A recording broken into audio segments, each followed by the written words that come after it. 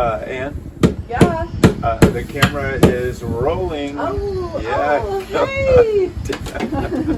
Exciting day. Hey, Cove. Pastor Dan and Ann, we are out here at the Cove for the Wednesday midweek update, except it's morning, which is why we look maybe cold and why you might hear landscape people in the background and all sorts of stuff going on. But this is what's exciting. It's very exciting. We are putting it up today. That's why I came out early with Dan in the car. And it's just so exciting. It's beautiful. The Circle Project, if you remember, started months ago, and with the idea of circles representing God in His wholeness and the way He brings things around and completes us, and everyone interpreted it differently, and it's really fun to see the variety from something that looks like it could be pizza to the world. The Tree of Life. The Tree of Life. There's some really wonderful abstract, a Celtic design. Nice. Some how many really cool stuff. Cove people were involved? Well, there's like 30-ish around. Yeah. Nice. I think there's 30 circles here. Some people might have snuck an extra one in. Nice. Yeah, something like so around there. Cool. Anyway, it's really and great. Kids and adults. And, all ages. Nice. It's beautiful. So great come work. visit it. It's going to be out. It's an outdoor vinyl banner that we printed. And thanks to my daughter Dana for coaching me through all the Photoshop and finishing it up to make a final file. So it's going to be good. Nice. Yeah. It's going to remind us of all these different lives and the Lord being part of all of it. Yeah, nice. Right. So have a good day, and I'll see you hopefully here at the Cove sometime. Check out the big banner. Bye. A couple other things real quick, Cove. I have to nerd out with you for a second about a book. You know I'm a book person, but there's a story behind it. So if you go back into the 20th century, many of you have heard of the Inklings. That was the literary group of C.S. Lewis and J.R.R. Tolkien, and Dorothy Sayers sometimes came as a guest, and Owen Barfield, and all sorts of other people. And they met in a pub in Oxford. In fact, we got to visit it in 2005. The name of the pub is the Eagle and the Child, though often it's called the Bird and the Baby. But if you go into that pub and you go into the back room, that's where Tolkien and Lewis and the Inklings met, smoked pipes, drank beer, read their work to each other, and argued about things. That back room is called the Rabbit Room.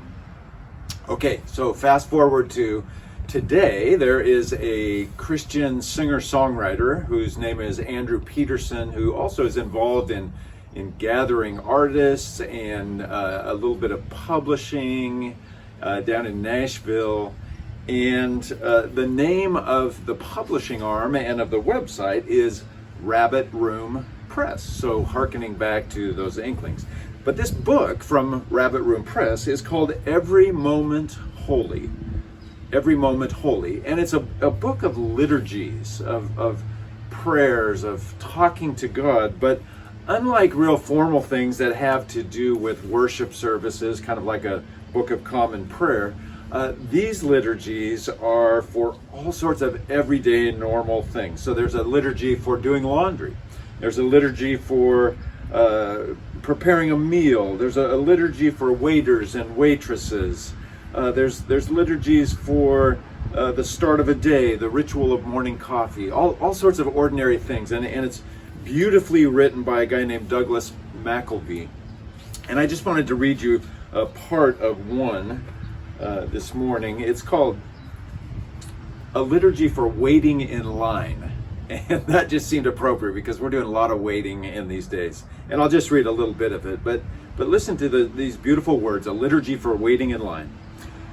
As my life is lived in anticipation of the redemption of all things, so let my slow movement in this line be to my own heart a living parable and a teachable moment. Do not waste even my petty irritations, O Lord.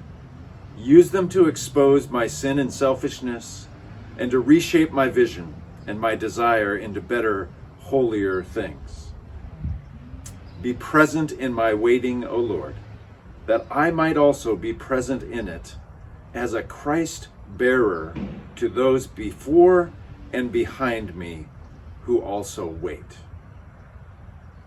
Isn't that great? I just love that each of the liturgies has something to do with ordinary, everyday kinds of things. So just wanted to share that with you from the Rabbit Room. Hey, one more thing before we sign off. On Sunday the 29th, 2 p.m., outdoors here at the Cove, we're going to continue the tradition of making Advent wreaths with Janet Johnson. So 2 p.m. on the 29th, outdoors. There'll be all sorts of details for that in your Friday newsletter the next couple of weeks.